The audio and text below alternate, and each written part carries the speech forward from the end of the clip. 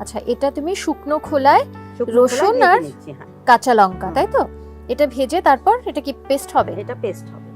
এবং তারপর এই পেস্টটা দিয়ে আমরা বানাচ্ছি কচু চিংড়ির ভর্তা। ভর্তা তো অনেক রকম হয়, কিন্তু কচু চিংড়ির ভর্তা বোধহয় অনেকেই শোনেননি। এটা তোমার রেসিপি নাকি তুমি শিখেছো কোনো জায়গা থেকে? এটা অ্যাকচুয়ালি আমার ঠাকুমা বানাতো এইভাবে, তার থেকে একটু শেখা, তাকে আমি আরেকটু মডিফাই করেছি। আচ্ছা, মানে তোমার নিজের ঠাকুমার রেসিপি এটা। শুকনো লঙ্কা না, কাঁচা লঙ্কা আর রসুনের যে পেস্টটা বানাবে, এটাই কি এর প্রধান উপকরণ? এটা প্রধান উপকরণ, মানে এটার যে স্মেলটা হবে, এই স্মেলটা হচ্ছে এটাতে অ্যাবজর্ব হয়ে যাবে। এটা কি একদম খুব ভালো করে ভাজবে না হালকা? না, আরেকটু ভাজা, আরেকটু হবে, দাগটা লেগে যাবে তখন, তাই মানে তো? দাগটা আসবে। দোলাদি, এই যে এই কচুটা কি কচু? কচু তো অনেক রকম ভাগ আছে। ওল কচু। ওল কচু, এটা তুমি ওল কচু দিয়ে বানাচ্ছো। আর চিংড়ি মাছটা কি ম্যারিনেট করা? হ্যাঁ, কি দিয়ে ম্যারিনেট করেছো? এটা আদা রসুন পেস্ট আছে আর পেঁয়াজ পেস্ট আছে। 300 গ্রাম চিংড়ির সঙ্গে মেশানো হয়েছে 2 টেবিলস্পুন পেঁয়াজ, 2 টেবিলস্পুন রসুন আর 1 টেবিলস্পুন আদা, তাই তো? ওকে, এটা হয়ে গেছে বোধহয় না? একটা তোমাকে বল দিই, এটা আমাকে দিয়ে দাও। এটা একদম পেস্ট হয়ে যাবে, তাই তো? ওকে, আর এবারে কি করছো তুমি বলো? এটা কমিয়ে দেব। এবার একটু সরষের তেল দেব। বাস বাস বাস বাস। আচ্ছা, তেলের মধ্যে কি পেঁয়াজটা আগে ভাজবে? শুকনো লঙ্কা ফোড়ন দিলে? ওকে, এবারে পেঁয়াজ দেব। তো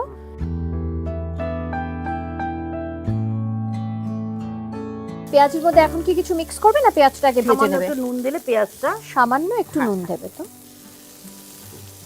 এটার মধ্যে হলুদের ব্যবহার আমি খুব একটা করব না। আচ্ছা, এবারে পেঁয়াজটা ভেজে নিচ্ছ। তুমি যতক্ষণে পেঁয়াজটা ভাজছো, এটা আমি পেস্ট করে আনি।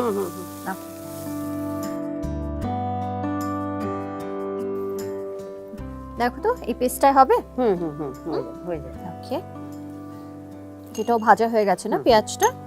এবারে কি দেবে ওটাতে? এবারে আমি ওই ম্যারিনেট করা চিংড়ি মাছটা দিয়ে দেব। আরেকবার বলে দিই, এখানে চিংড়ি মাছটা পেঁয়াজ আদা রসুন পেস্ট দিয়ে ম্যারিনেট করা, আর 2 চামচ সরষের তেল দিয়ে ম্যারিনেট করা। আচ্ছা, সরষের তেলও দেওয়া রয়েছে। আচ্ছা, চিংড়ি মাছের এটা তুমি গোটা চিংড়ি মাছটাই ব্যবহার করেছো, মানে চিংড়ি মাছের মাথাটাও রয়েছে? না, ওটা আমি 4টে রেখেছি আর কি, এটার সাথে করে গার্নিশের জন্য রেখেছি। আচ্ছা আচ্ছা আচ্ছা। আর সবগুলো ছাড়িয়ে নেওয়া আছে। ওকে, পুরোটাই একসঙ্গে ভেজে নেব। ওকে, জাস্ট ভাপা হবে, এটা তো মানে ভর্তা টাইপ হবে, মানে একদম তেলে ফ্রাই জিনিসটা হবে না, একটু ভেপে ভেপে হবে। তাহলে কি ঢাকা দিয়ে দিতে হবে? একটু ঢাকা দিতে হবে। আচ্ছা, এটা কিন্তু একদম ফুল ফ্লেম রয়েছে, একটু কম করে দেব কি? কমিয়ে দাও। তো এটা পুরো ভাপাতেই হচ্ছে, ততক্ষণে তুমি বলছিলে এই ওলটাকে একটু স্ম্যাশ করে নেবে। তো দোলাদি, এমনি কি করো?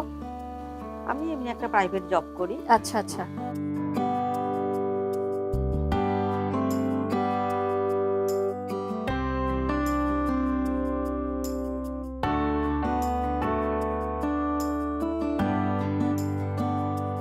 আচ্ছা, যে চিংড়িগুলো তুমি গার্নিশের জন্য এগুলো রেখেছো, এগুলো কি এখন তুলে নেব না আরেকটু পরে? না, আরেকটু পরে।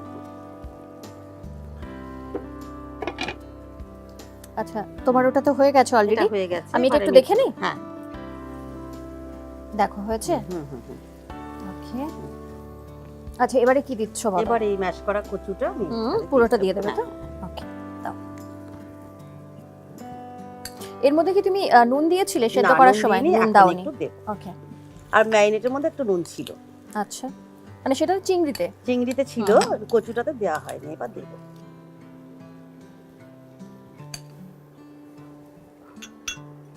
আচ্ছা, এবারে মিক্স করে দিচ্ছ পুরো? এবারে পুরোটা মিক্স করে দেব। এটা খুবই কম তেলে।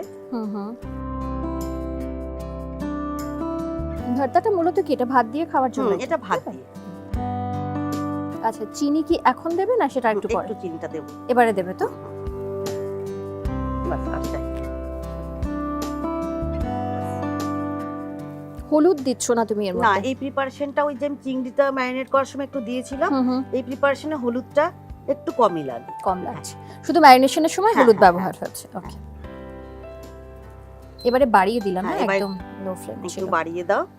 আর এবার আমি ধনেপাতাটা দেব। ধনেপাতা দিচ্ছ। হয়েই গেছে তো, মোটামুটি মানে চিংড়িটা হয়ে গেলে প্রিপারেশনটা মোটামুটি শেষ। যতটা সময় লাগবে, তাছাড়া খুবই অল্প সময়ের মধ্যে এটা ঝটপট খেয়ে গরম ভাত দিয়ে খেয়ে নিজের কাজে বেরিয়ে যেতে পারে। আচ্ছা, এটা তাহলে একদম শেষে দেবে কি? হ্যাঁ। ওকে, এবার আমি ওই কাঁচা লঙ্কা আর রসুনের পেস্টটা দিয়ে দেবো। হয়ে গেছে না মোটামুটি? মোটামুটি। আচ্ছা, এবারে কি দেবে বলো? এবারে ওই সরষেটা যেটা পেস্ট করে রাখা আছে। এটা কি সরষে? এটা কালো সরষে। কালো সরষে। এটা পুরোটা দেবো? কালো সরষে সাদা সরষে দুটোই কিন্তু মিক্সড করে বাটা যেতে পারে। বাট আমরা এখানে কালো সরষে ব্যবহার করছি। ওকে, এটা কি পুরোটা লাগবে? দিয়ে দাও তো, দেখছি। আচ্ছা,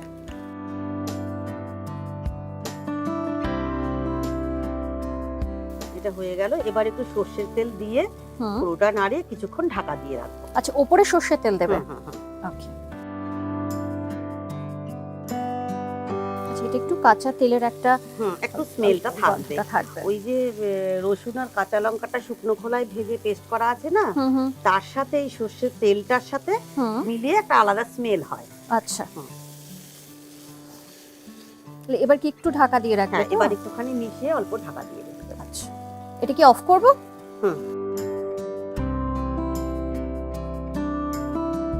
আচ্ছা, এটা বোধহয় হয়ে গেছে, তাই না? আমরা একটু ততক্ষণে না ওখানে থাক, আমরা একটু যেটাই আমরা সাজাবো সেটা একটু তৈরি করে নিই, তাই না? এটা নাও, ওগুলো আমাকে দিয়ে দাও, একটু সরিয়ে দাও।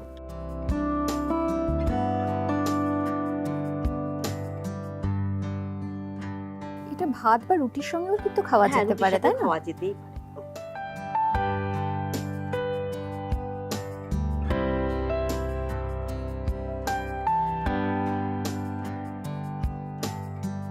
আজকে আমাদের রেসিপি কচু চিংড়ির ভর্তা। যেমনটা মনে হচ্ছিল যে ভাত দিয়ে তো খেতে ভালো লাগবেই, কিন্তু দেখে মনে হচ্ছে এটা রুটির সঙ্গেও খুব ভালো লাগে একদম। তাই বাড়িতে যারা ভাবছেন এটা তৈরি করবেন কিনা, একবার করেই দেখুন না কেমন লাগে। এবং আমরা এখানে যেটা তৈরি করেছি এবারে, এটা তো এবারে একটুখানি টেস্ট করে দেখতে হবে। আমি তো করবই, সঙ্গে তুমিও করো।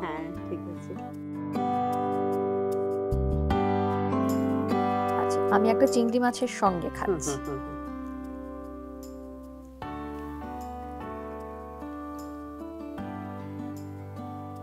বাহ, অসাধারণ খেতে হয়েছে,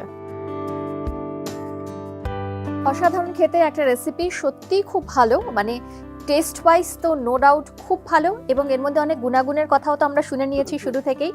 তাই অবশ্যই কচু চিংড়ির ভর্তা অন্যান্য ভর্তার পাশাপাশি বাড়িতে কিন্তু অবশ্যই একবার ট্রাই করা যেতে পারে, কারণ চিংড়ি মাছ এর মধ্যে রয়েছে, আর চিংড়ি মাছ থাকলে একটা স্বাদ অন্যরকম হয়ে যায় যে কোনো প্রিপারেশনের। আর এটা ভাত বা রুটি যে কোনো কিছুর সঙ্গে খেতে ভালো লাগবে, তবে খাওয়ার পরে মনে হচ্ছে ভাতের সঙ্গেই বেটার, তাই না? থ্যাংক ইউ সো মাচ তোমাকে দোলাদি, এত সুন্দর একটা রেসিপি তুমি আমাদের। তোমাকেও অনেক ধন্যবাদ। একদম থ্যাংক ইউ। আর আপনারা যারা রয়েছেন তারাও খুব ভালো থাকবেন। আর আজকের রেসিপিটা কেমন লাগলো কমেন্ট বক্সে কিন্তু অবশ্যই জানাবেন, কারণ আপনাদের মতামত কিন্তু আমাদের কাছে ভীষণ গুরুত্বপূর্ণ। তাই অবশ্যই আমাদের সঙ্গে থাকবেন। আর যেটা করবেন, আমাদের ইউটিউব চ্যানেল সেটা কিন্তু সাবস্ক্রাইব করতে একদম ভুলবেন না। সঙ্গে ইনস্টা পেজ, ফেসবুক পেজ সেটা ফলো করবেন। আর অনুষ্ঠান নিয়ে মতামত জানানোর পাশাপাশি যদি রান্নার কোনো গল্প থাকে আপনাদের কাছে, সেই গল্পও কিন্তু অবশ্যই আমাদের বলবেন, কারণ আপনাদের গল্প শোনার অপেক্ষায়, পড়ার অপেক্ষায় কিন্তু আমরা রয়েছি। আর যেটা আমি সবসময় আপনাদের বলি যে আপনারা এইভাবে তো সঙ্গে থাকবেনই, তবে যারা আমাদের পিডিএফ সাবস্ক্রিপশন নিতে চাইছেন তারা কিন্তু মাত্র 500 টাকায় এই পিডিএফ সাবস্ক্রিপশন নিতে পারেন। তাই সেটা নেওয়ার জন্য অবশ্যই আমাদের সঙ্গে যোগাযোগ করবেন। এভাবেই সঙ্গে থাকবেন, ভালো থাকবেন।